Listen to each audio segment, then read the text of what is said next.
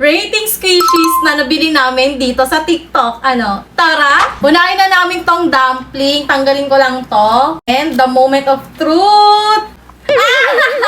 Rate ko to 8/10 kasi kulay white siya. Di ko kasi favorite yung white. Pero satisfied. Sana may glitter. Green. Ano rate mo dyan? Ang rate ko dito 6 lang kasi hindi ko bet yung kulay. Let's go. Oh my God. Green na naman! Ano ba yan?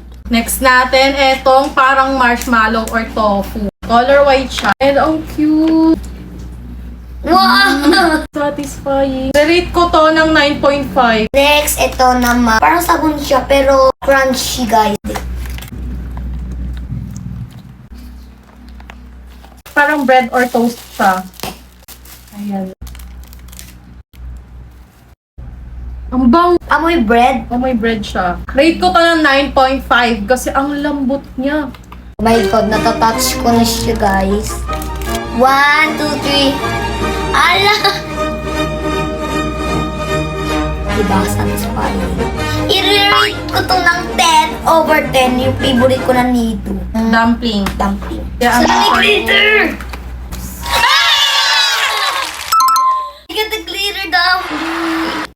Wow! I-rate ko to ng 10/10. Bakit? Kasi nagkuha ko yung glitter na pinangarap ko. Ng coconut oil.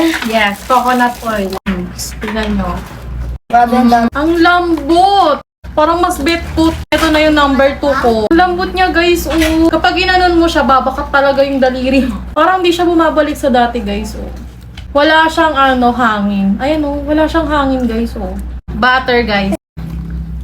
Nilagyan ko siya ng tubig eh. Binabad ko siya sa tubig. Rate ko to ng 8.10 kasi meron akong ganito last time eh. Napagsawakan ko na siya. Naman, green. Rate ko to na 10. Okay lang sa akin. Appreciate ko pa rin.